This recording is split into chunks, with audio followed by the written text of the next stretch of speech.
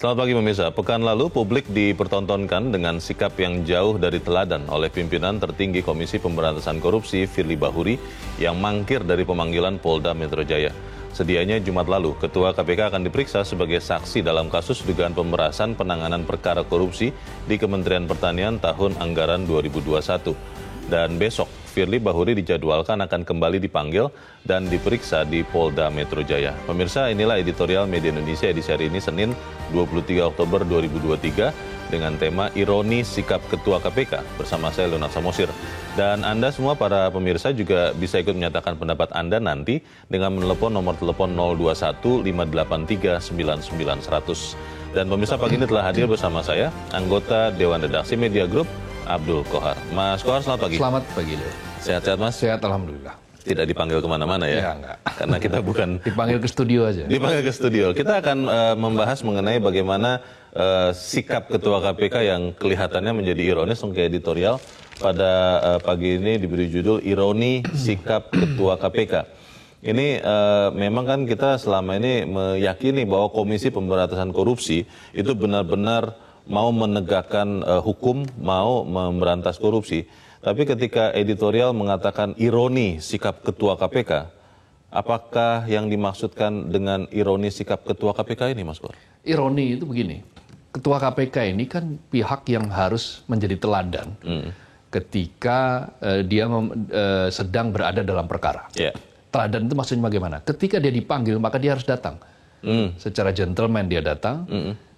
Kemudian diperiksa dia datang, dan kalau merasa bahwa dia tidak melakukan itu, dia buktikan. Ya dia buktikan bahwa dia tidak melakukan itu, tetapi dia harus mendatangi pemeriksaan itu, karena proses yang berlangsung itu katanya kan equality before the law, kesamaan di depan hukum, siapapun dia, posisinya apapun.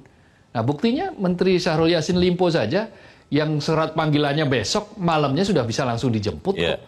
Artinya, ketika KPK memperlakukan itu terhadap Syahrul Yassin Limpo bisa, mestinya polisi juga boleh dong melakukan hal yang sama terhadap Firly. Dan Firly harus menunjukkan bahwa dia tidak ngeles dalam kasus ini.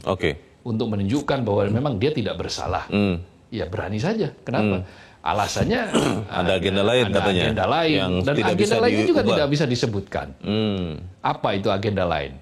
Lalu kemudian yang kedua, katanya masih mempelajari. Loh, untuk apa mempelajari? Sudah begitu, kirim suratnya, tembusannya kepada Kapolri dan Menko Polhukam, Mahfud MD. Apa urusannya?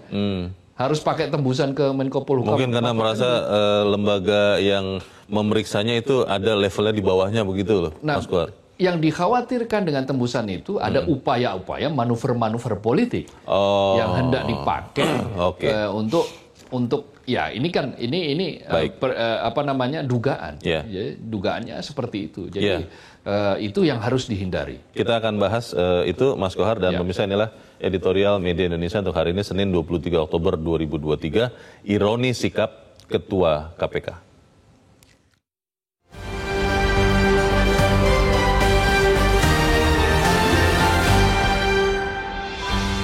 Ironi sikap Ketua KPK.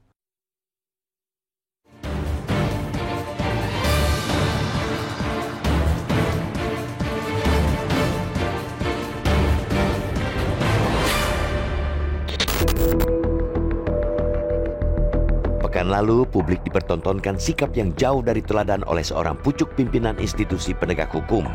Ketua Komisi Pemberantasan Korupsi atau KPK, Firly Bahuri, mangkir dari pemanggilan penyidik Polda Metro Jaya. Firly pada Jumat 20 Oktober sedianya diperiksa sebagai saksi dalam kasus dugaan pemerasan penanganan perkara korupsi di Kementerian Pertanian tahun anggaran 2021. Firly Bahuri melalui keterangan koleganya, Wakil Ketua KPK Nurul Gufron, beralasan menghadiri agenda lain yang sudah dijadwalkan sebelumnya. Tidak jelas agenda yang dimaksud. Gufron juga mengatakan Firly perlu waktu untuk mempelajari kasus dugaan pemerasan itu. Surat izin Firly untuk tidak menghadiri pemeriksaan pada Jumat tersebut ditujukan ke Kapolda Metro Jaya Irjen Karyoto sekaligus ditembuskan ke Kapolri Jenderal Listio Sigit Prabowo dan Menteri Politik, Hukum dan Keamanan atau Menko Polhukam Mahfud MD. Sebetulnya agak aneh Kenapa tembusan ditujukan ke Menko Polhukam yang notabene bukan atasan Ketua KPK dan jelas dilarang mengintervensi perkara hukum? Hal itu lantas mengingatkan pada perilaku Mahfud yang belakangan sempat seperti layaknya juru bicara KPK. Di luar kewenangannya, Mahfud menyebutkan siapa menjadi tersangka mendahului pengumuman KPK. Terlepas dari keanehan surat tembusan itu, absennya Firly dari pemeriksaan penyidik Polda menampilkan sebuah ironi. Firly selaku Ketua KPK mestinya sangat paham proses hukum. Alih-alih sibuk membantah dan menuding balik lewat keterangan tertulis yang disebar ke publik, Firly seharusnya terdepan menunjukkan sikap seorang warga negara yang baik. Firly juga pasti menyadari ketidakhadirannya membuat progres pengusutan kasus dugaan pemerasan tersendat. Apalagi polisi sudah menyatakan keterangan Firly akan menentukan penetapan tersangka. Hingga saat ini, polisi belum menyebutkan pimpinan KPK mana yang menjadi pihak terlapor atau dituduh memeras. Penyidik baru mengungkapkan bahwa pihak pelapor atau yang diperas ialah Syahrul Yassin Limpo yang pada waktu kejadian masih menjabat Menteri Pertanian. Hambatan penyidikan kasus tampaknya bukan hanya dari mangkirnya Firly atas panggilan polisi. Keengganan KPK menyanggupi permintaan supervisi yang diajukan Polda Metro Jaya turut menjadi sandungan. Polda Metro Jaya menyatakan surat permohonan supervisi telah disampaikan pada 11 Oktober. Namun lebih dari sepekan kemudian pihak KPK mengaku belum mengetahui keberadaan surat tersebut. Di era kejayaan teknologi informasi seperti saat ini, sulit dipercaya sebuah surat resmi sampai terselip entah menyangkut di mana. Supervisi dimintakan polisi karena kasus dugaan pemerasan oleh pimpinan KPK tergolong tindak pidana korupsi. Jerat hukumnya memakai pasal 12E atau pasal 12B atau pasal 11 Undang-Undang tentang Pemberantasan Tindak Pidana Korupsi Junto pasal 65 KUHP. Kasus tersebut bukan perkara main-main, bukan pula masalah sepele. Pihak tertuduh merupakan pentolan institusi yang menjadi leading sektor sekaligus koordinator pemberantasan korupsi di tanah air. Apa jadinya bila KPK yang seharusnya terdepan memberantas korupsi justru dipimpin oleh orang yang korup? Tuduhan pemerasan memang belum tentu benar. Di lain pihak, suatu kasus tindak pidana tidak mungkin naik ke tahap penyidikan bila tidak ada indikasi kuat kejadian. Oleh karena itu, kasus pemerasan yang diduga melibatkan pimpinan KPK ini harus diusut tuntas dan selanjutnya bisa dibuktikan di pengadilan. Jika memang tidak bersalah, Firly mestinya tidak perlu takut memberikan keterangan kepada penyidik. Itikat baik untuk membuktikan bahwa pimpinan KPK tidak bersalah dapat mulai ia tunjukkan dengan memenuhi panggilan kedua esok. Polda Metro Jaya tidak perlu ragu, apalagi takut menjemput Firly jika masih mangkir.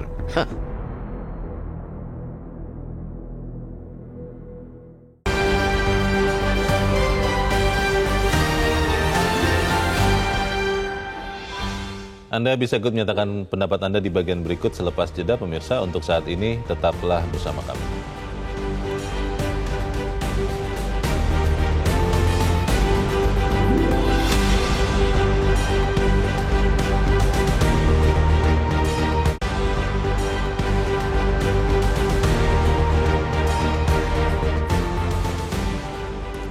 Terima kasih Anda masih bersama kami di Editorial Media Indonesia, dan sebelum kita lanjutkan diskusi kita, Mas Kohar, kita mau bertanya juga.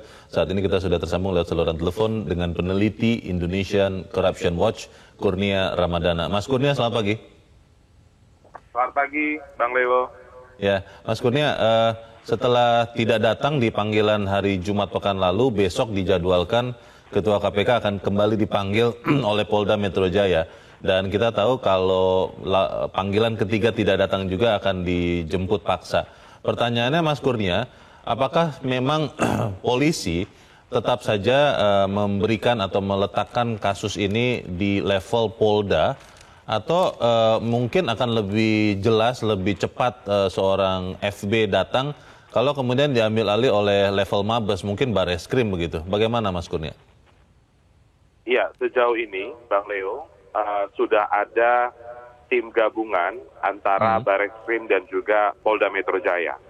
Dan memang titik tekannya saat ini bukan persoalan aparat penegak hukum yang menangani perkara, tapi adalah saksi yang harusnya datang dipanggil oleh aparat penegak hukum. Kita tahu di dalam peraturan perundang-undangan, setiap orang wajib hukumnya untuk mendatangi panggilan penyidik. Dan saat ini kita masyarakat melihat seorang pimpinan KPK, Purnawirawan Jenderal Bintang 3 kepolisian, tapi justru mangkir dari panggilan kepolisian dengan alasan yang tidak jelas. Ada dua catatan kami, Bang Leo, dalam surat beberapa waktu yang lalu. Satu, kenapa yang mengirimkan surat itu adalah saudara Nurul Gufron, seseorang yang bukan dipanggil oleh aparat penegak hukum dan bukan pengacara dari Firly Bahuri. Kemudian yang kedua, di dalam surat itu kalau dibaca secara cermat, ada surat tersebut ditembuskan kepada Kapolri dan Menko Polhukam. Bagi kami itu tidak nyambung. Kenapa tidak nyambung? Karena yang memanggil adalah penyidik Polda Metro Jaya. Lalu untuk apa surat itu ditembuskan kepada Kapolri dan Menko Polhukam? Demikian, Bang Leo. Mungkin karena di dalam editorial juga ditulis sih bahwa Menko Polhukam kan di dalam kasus yang sekarang diperiksa terkait dengan FB ini, Mas Kurnia, kan juga bahkan pernah memberikan sinyalemen bahwa siapa yang akan menjadi tersangka itu mendahului pengumuman KPK. Mungkin harapannya FB mengirim surat itu ada penyelesaian politis begitu ya. Bisa jadi seperti itu tidak? Iya, fungsi Menko Polhukam itu dalam struktur pemerintahan adalah pengawas administratif penegak hukum, bukan justru masuk dalam proses penegakan hukum. Dan saat ini kita lihat ada upaya ingin menarik struktural pemerintah untuk cawe-cawe di dalam perkara ini, yaitu yang sedang dilakukan oleh Firly Bahuri. Kalau FB tidak hadir besok, kalau FB tidak hadir di panggilan kedua ya, berarti panggilan ketiga itu kan harus diambil, kalau tidak datang juga dipanggil paksa begitu. Ini bisa memicu semacam cicak buaya KPK versus Polri yang berikut tidak kalau Anda kira, Mas Kurnia?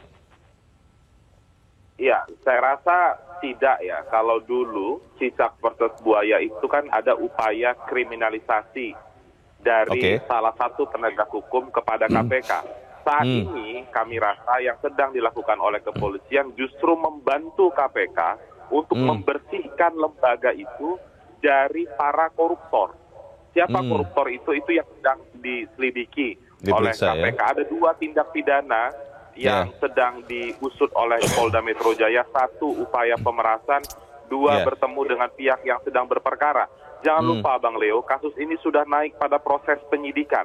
Kalau naik pada konteks penyidikan, maka ada upaya paksa di sana yang dibenarkan.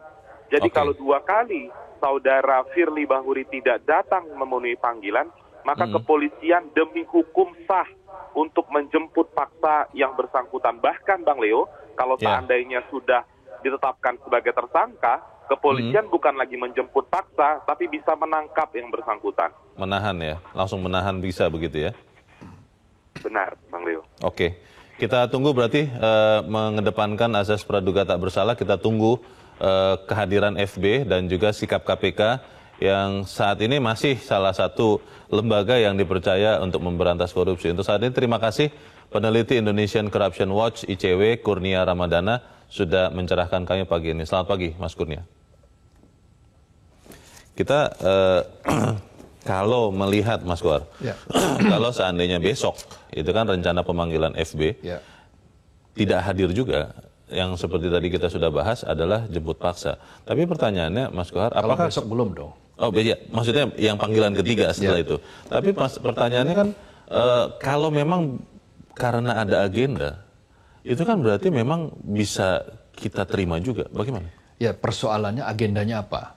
Kalau kita transparan, misalnya begini, ketika Syahrul Yassin Limpo hendak diperiksa oleh KPK, yang pertama itu ya? Yang pertama, Syahrul Yassin mengatakan dia akan menjenguk ibundanya yang sedang sakit. Dan memang dilakukan. Dan fotonya ada, videonya ada bahwa ibundanya ada bukti bahwa ibundanya sedang sakit. Dan dia sudah menyatakan kesediaan akan memenuhi panggilan KPK esok 2 hari lagi atau tanggal yang sudah ditentukan lah. Jumat itu ya? Nah, iya betul. Tadinya. Tetapi faktanya sebelum menunaikan itu Kamis malamnya sudah dijemput paksa. Nah, mengapa kalau KPK kepada pejabat yang lain itu bisa, sementara ini kepolisian kepada KPK dalam kasus dugaan yang ada laporannya kok tidak bisa? Nah, inilah yang muncul di dalam masyarakat bahwa apakah betul hukum kita benar-benar tegak? Apakah betul hukum kita berjalan secara equal, secara sama, setara tadi yang saya katakan antara pihak satu dan pihak lainnya? Apakah seorang ketua KPK punya kekuatan yang bisa menangkal semua pemeriksaan, katakanlah ada di atas hukum, berarti ada di atas hukum, melampaui hukum, beyond of law, kan nggak bisa. Semuanya sama. Prinsip hukum yang kita jalankan adalah rule of law, bukan rule by law. Bukan hukum yang digerakkan oleh kekuasaan, bukan hukum yang ada di bawah ketiak kekuasaan, tetapi kekuasaanlah yang tunduk pada hukum. Kita masih negara hukum. Karena kita negara hukum. Bukan negara kekuasaan. Bukan negara kekuasaan. Itu rule of law, bukan rule by law. Nah, itu kita buktikan. Nah, karena itu apa yang berkali-kali disampaikan oleh Ketua KPK, Firly Bahuri, bahwa tidak benar dia melakukan pemerasan, tidak benar bahwa pertemuannya dengan SYL, Syahrul Yassin Limpo itu adalah pertemuan biasa sebelum ada perkara. Awalnya malah dibantah kan ada pertemuan kan. Awal sekali kalau kita masih ingat. Begitu fotonya beredar, akhirnya jadi ada. Akhirnya, oh ya ada, tapi itu bukan untuk membicarakan apa-apa, itu pertemuan biasa. Nah, di pinggir lapangan bulu tangkis soalnya. Bisa, biar dijelaskan di depan penyidik. Karena dia berada dalam posisi sebagai saksi, katakanlah begitu. Kalau ada perasaan mungkin ya, Mas Kohar ya, bahwa karena FB adalah ketua KPK, ini kan pimpinan tertinggi di KPK, maka yang harusnya memproses adalah juga level tertinggi di lembaga penyidik yang sedang memeriksanya. Itu bagaimana? Tidak harus selalu seperti itu. Karena begini, pengaduan masyarakat atau Dumas yang disebut itu kan disampaikan ke Polda Metro Jaya. Satu. Kedua, lokus deliktinya, peristiwanya, lokasinya, tempat kejadian, diduga itu kan dalam laporan itu kan di Jakarta. Yang tadi ada foto di lapangan bulu tangkis itu adanya di Jakarta. Adanya di Jakarta. Terus dugaan penyerahan uang, dugaan itu yang disebut-sebut itu, yang beredar itu di Jakarta juga terjadi Jalan Kertanegara di Jakarta. Nah, dengan berbagai macam pengaduan yang lokus deliktinya, yang tempat perkaranya, kejadian perkaranya itu di daerah Jakarta. Wajar apabila di Polda Metro Jaya. Laporannya ke Polda Metro Jaya dan Polda Metro Jaya karena menerima pengaduan masyarakat sangat-sangat wajar bila menindaklanjuti itu, bahkan harus wajib. Tidak perlu menaikkan levelnya ke Bareskrim misalnya, ke Mabes begitu. Tadi dikatakan oleh ICW, tadi sudah ada tim gabungan bahwa Mabes menyupervisi, itu dia akan menyupervisi, tetapi bahwa lokus delikti, kemudian laporan pengaduan masyarakat ada di Polda, kita percayalah bahwa Polda sangat bisa melakukan ini, sangat profesional melakukan ini, meskipun yang disidik ini adalah pensiunan polisi bintang 3, senior nih, jauh di atas Kapolda yang sekarang pensiun begitu. kan. Iya sih, tapi kan senior tetap, Mas Kohar. Kemudian yang berikutnya adalah ketua KPK, tetapi siapapun harus tunduk di depan hukum. Tidak kalah pangkat, tidak kalah bintang begitu untuk memeriksanya. Tidak peduli dia pangkatnya tinggi, tidak peduli dia jabatannya tinggi, ketika dia diminta untuk menjadi saksi atas sebuah perkara, maka wajib. Undang-undang menyatakan loh, wajib hukumnya dia untuk datang. Pertanyaannya adalah kalau kemudian ternyata benar-benar nih, ini kan kita mau berbaik sangka. Saya sih berharap FB besok hadir. Tapi kalau ternyata tidak hadir, lalu panggilan ketiga tidak hadir, kan harus dijemput atau diambil paksa. Polisi mau nggak melakukan itu? Kita harus jeda dahulu, Mas Kohar, dan pemirsa tetap bersama kami. Editorial Media Indonesia segera kembali.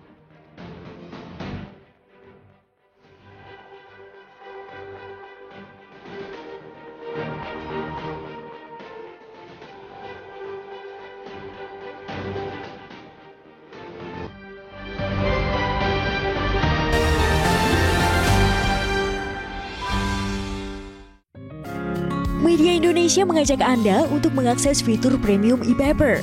Dengan sajian konten berbasis intelektual dan meneguhkan kebangsaan, Media Indonesia tampil dengan lebih dinamis melalui e-paper Media Indonesia yang dapat Anda akses kapan saja, di mana saja. Caranya mudah, download aplikasi Media Indonesia di Android atau ketik link e-paper.mediaindonesia.com atau bisa scan QR Code pada layar kaca Anda. Klik tab e-paper di bagian samping layar tablet Anda, daftarkan data diri, serta pilih paket berlangganan e-paper Media Indonesia sesuai dengan kebutuhan Anda. Nikmati juga bonus spesial tambahan 4 halaman rubrik fokus setiap hari. Semua bisa Anda dapatkan hanya di e-paper Media Indonesia. Untuk informasi lebih lanjut, hubungi customer service di nomor 0811 1201 2018 atau kunjungi media sosial @Media Indonesia. Media Indonesia, referensi bangsa. Terima kasih Anda masih bersama kami di Editorial Media Indonesia, pemirsa. Dan saat ini sebelum kita lanjutkan diskusi kita, Mas Kor, kita mau mendengarkan juga pendapat dari pemirsa Metro TV. Kali ini kita sudah terhubung dengan pemirsa Metro TV di Gorontalo, ada Pak Darmanto. Pak Darmanto, selamat pagi. Pak Darmanto di Gorontalo, selamat pagi. Kelihatannya terputus. Kita akan coba ke pemirsa Metro TV berikut. Kali ini dari Ciputat, Tangerang Selatan, ada Ibu Lela. Ibu Lela, selamat pagi. Halo, Bu Lela. Masih belum terhubung juga. Kita akan coba ke pemirsa Metro TV berikut. Di Batam, Kepulauan Riau, ada Pak John Veto. Pak John, selamat pagi. Selamat pagi, Bung Leon. Selamat pagi, Bung Abdul Kohar. Salam sehat. Selamat pagi, Pak John. Salam sehat. Bagaimana Pak John, pendapat Anda? Ironis sikap Ketua KPK ini. Anda meyakini bahwa besok FB akan datang? Atau kira-kira menurut Anda masih akan ada agenda yang lain, Pak John? Bagaimana Pak? Silakan Pak. Jadi kita begini, Bung Leo, Bung Kohar. Kita dalam bulan Oktober ini kita disuguhi dengan dagelan yang tingkat tinggi. Tapi kalau bagi saya itu dagelan murahan. Di MK, sekarang di KPK ya. Dagelan. Jadi ini sesuai ini ya. Ironi sikap Ketua KPK. Ini begini, kemarin itu kan Firly Bahuri ini kan mangkir hari Jumat kemarin. Karena dia mungkin takut Jumat keramat kan. Karena dari penyelidikan jadi penyidikan. Oh, bisa begitu ya. Dan dia yang anehnya Bung Leo, suratnya kemana-mana. Ke Menko Polhukam, ke Kapolri, jangan ke malaikat juga ada kirim surat juga, dia rasa. Iya. Ya, Firly ini. Ya. Jadi ini ketegasan pihak kepolisian aja. Tapi saya begini, menurut saya agak khawatir juga dengan gunjang-ganjing politik akhir-akhir ini, ya. Iya. Apa yang bisa yang tidak yang di luar akal saya kita terbukti, ya. Bisa terjadi. Bisa terjadi, ya. Saya ketawa-ketawa, senyum simpul aja. Jadi ini mudah-mudahan ini besok dia dipanggil. Polisi kalau ada apa, mudah-mudahan dia dijadikan tersangka besok ini. Kalau tidak datang ada itu urusannya. Mau dia ketua KPK, mau dia apa nggak ada. Kalau kita jujur kata Bung Kohar tadi, ya. Apa itu umat manusia apa di Indonesia itu sama di mata hukum. Tak ada. Dia mau Firly, mau apa, tidak ada urusan itu. Yang penting polisinya itu betul nggak? Kita tengok aja besok. Kita tengok aja besok. Pak Firly ini betul nggak? Ya, kita tunggu, kita tengok aja. Kita awasi sampai depannya. Baik. Terima kasih Pak John Veto di Batam, Kepulauan Riau untuk pendapat Anda Pak. Selamat pagi. Kita akan mencoba kembali menghubungi pemirsa Metro TV di Gorontalo. Ada Pak Darmanto. Pak Darmanto, selamat pagi. Halo Pak Darmanto di Gorontalo, selamat pagi. Baik. Halo. Ya, selamat pagi Pak Darmanto di Gorontalo. Silakan Pak, pendapat Anda Pak. Langsung saja Pak, silakan. Begini saja Pak, saya pendapat kembalikan kepada jiwa Ketua KPK. Bagaimana kalau KPK sudah memanggil 2 hari terhadap tersangka? Bagaimana tindakan KPK? Dan ini terjadi pada Ketua KPK sendiri. Bagaimana kalau kita menghadapi penilaian opini masyarakat sudah jadi akan tidak baik terhadap KPK. Kemudian beliau ini kan berasal dari kepolisian. Untuk apa dia tidak menghargai undangan dari kepolisian untuk menghadap sebagai saksi, kan hanya menjelaskan apa Nah, ini yang disangkakan sebagai disangkakan oleh Apple. Oke. Baik, Pak Darmanto, mohon maaf komunikasi kurang begitu jelas, tapi kita sudah menangkap maksud Anda bahwa kembali saja ke prosedur normal, apalagi seorang FB juga adalah purnawirawan polisi ya, jadi mengetahui prosedurnya. Terima kasih untuk pendapat Anda Pak Darmanto dari Gorontalo. Selamat pagi Pak. Di belakang Pak Darmanto ada pemirsa Metro TV berikut, kali ini dari Cirebon, Jawa Barat, ada Ibu Indra. Ibu Indra, selamat pagi. Selamat pagi Bung Leonard Samosir dan Bung Abdul Kohar. Assalamualaikum warahmatullahi wabarakatuh. Metro. Waalaikumsalam warahmatullahi wabarakatuh. Bagaimana Ibu Indra melihat sikap Ketua KPK ini? Silakan Bu Indra. Kalau dulu Bung Leo, katanya hukum itu tajam ke bawah dan tumpul ke atas. Ya. Nah,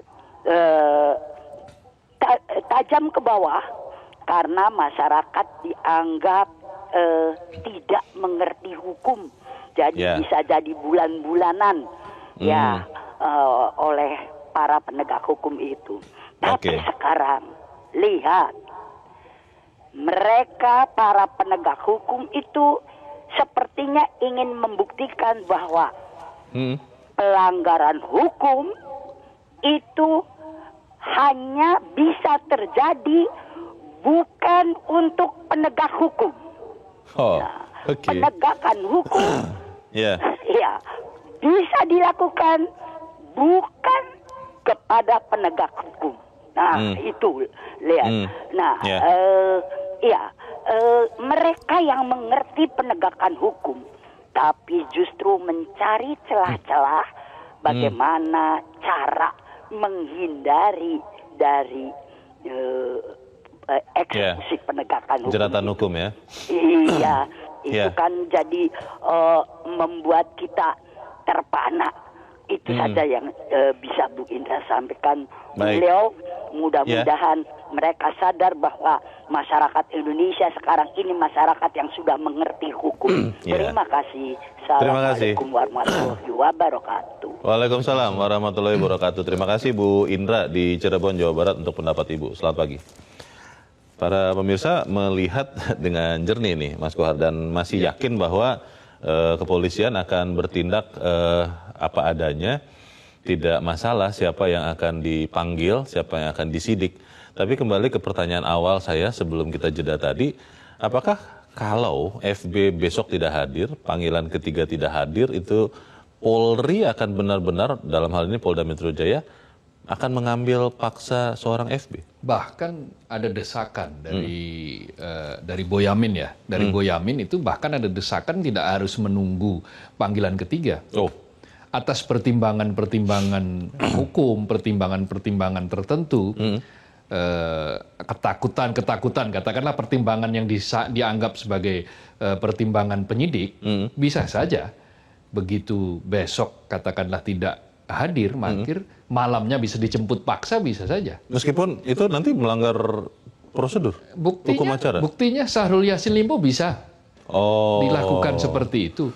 Karena kan katanya dikhawatirkan SYL akan melarikan diri ke luar negeri, katanya begitu. Nah, hal yang sama bisa juga kan?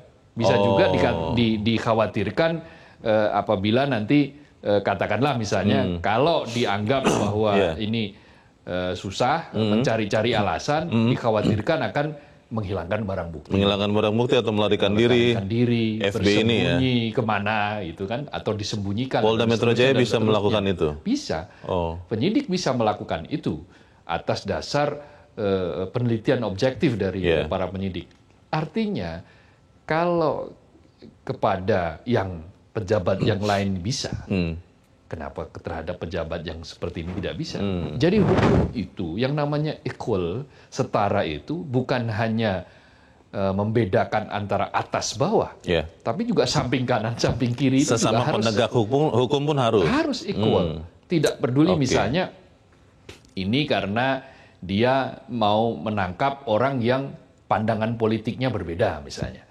Diduga ada misalnya ada berkembang di masyarakat itu. Ada pemikiran seperti itu. Ada pemikiran seperti itu, maka ini bisa dipercepat. Nah, tetapi ketika yang ini dianggap menjadi bagian dari pilihan atau politik yang sama, kekuatan yang sama, maka harus dilindungi. Tidak bisa seperti itu.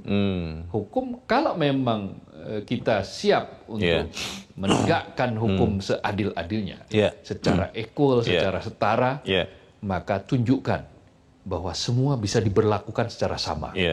Semua bisa diperlakukan secara setara tanpa memandang apakah dia itu seorang pensiunan jenderal, bintang 3, apakah dia seorang ketua KPK, apalagi dia penegak hukum kan. Penegak hukum tentu saja dia mengerti proses-proses hukum dan harusnya itu memberi contoh teladan bagi proses penegakan hukum. Tapi Mas Kohar, tadi kan Mas Kurnia dari ICW mengatakan ada surat yang juga dikirimkan oleh Nurul Gufron kepada Menko Polhukam dan kepada Kapolri. Ini kan surat bisa jadi ada efeknya nih. Nah, kalau kemudian efeknya ini ternyata membuat kemudian PMJ, Polda Metro Jaya, bisa jadi tidak bisa mengambil paksa. Ini apa ceritanya? Kita harus jeda dahulu, Mas Kohar, dan bisa tetap bersama kami. Editorial Media Indonesia segera kembali.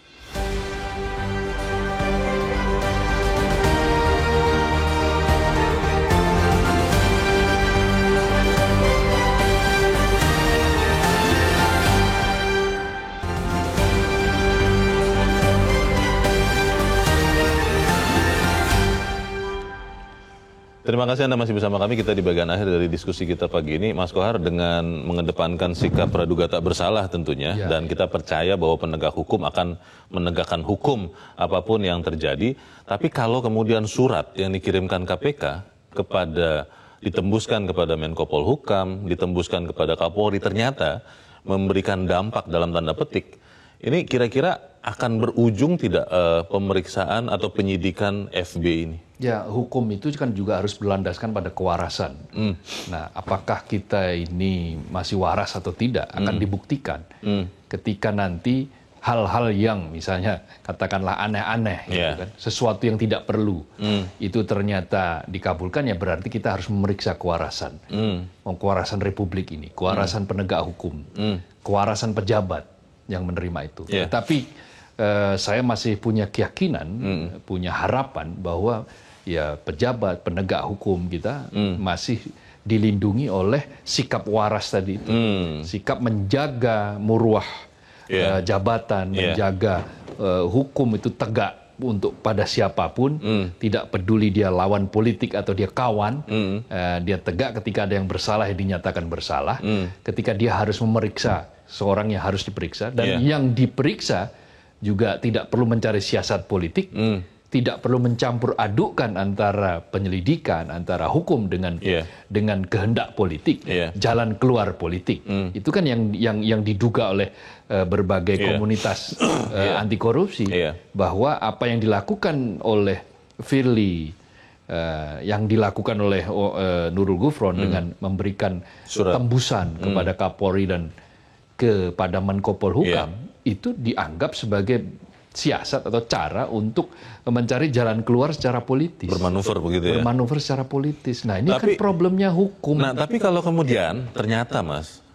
memang ada intervensi politis itu kira-kira bagaimana? Ya, itu tadi yang saya katakan, bahwa kita harus mempertanyakan kewarasan itu. Kalau sampai Republik ini ternyata bahwa kekuasaan politik itu bisa bekerja, bisa bergerilya dan efektif bergerilya untuk membelokkan hukum, maka pada saat itu namanya kita sudah bukan rule of law lagi, bukan negara hukum lagi, rule by law, negara kekuasaan, yang dimana hukum itu berada di ketiak kekuasaan, hukum itu bisa seenaknya saja dibelak-belokkan untuk kepentingan kekuasaan, tetapi ya kita masih punya harapan. Kepolisian menjadi garda terdepan sekarang saat memeriksa ini, kasus ini, dan kita berharap kepolisian, dan yakinlah ya, kepolisian profesional, dia mampu menyelesaikan ini secara hukum dan tidak membawa ini ke ranah politik, tidak tunduk pada kehendak politik untuk apapun, kekuasaan. Dan kalau memang misalnya aturannya bahwa dia harus segera dijemput paksa, ya jemput paksa. Kalau harus ditahan, misalnya dijadikan tersangka, ya jangan ragu-ragu untuk menjadikan tersangka. Tetapi kalau memang tidak terlibat sama sekali, ya bersihkan namanya. Dibersihkan, kan? Dibebaskan dengan argumentasi yang jelas. Ya, bukti yang dengan jelas. Bukti yang otentik dan transparan. Dibuka kepada masyarakat. Kenapa sampai ada isu seperti ini? Nah, itu yang akan menjelaskan. Lalu ya kepada Ketua KPK juga kita harapkan untuk terbuka kepada publik. Kalau memang dia selama ini membantah. Kalau memang tidak ada. Kalau memang tidak ada itu. Buktikan saja. Kenapa harus pakai mempelajari segala dan ini buktikan saja. Jangan pakai jalan keluar di luar hukum. Kita tunggu berarti besok dan tahapan selanjutnya.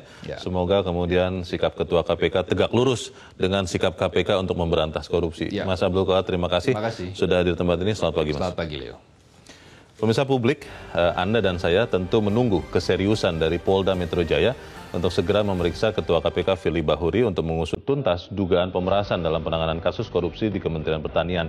Itikat baik dari Ketua KPK Firly Bahuri memenuhi panggilan kedua besok juga sangat dinanti-nantikan masyarakat untuk memberikan keterangan kepada penyidik.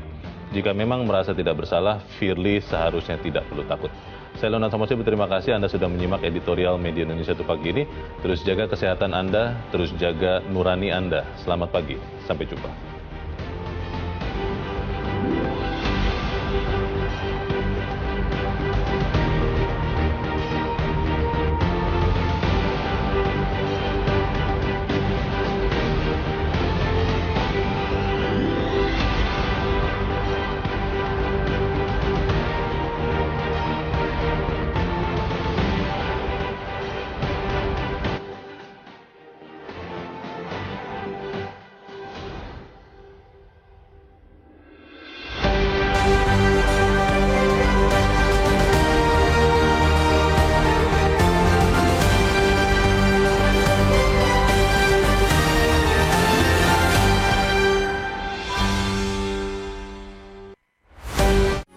Metro TV. Jelajahi cara baru mendapatkan informasi. Download Metro TV Extend sekarang.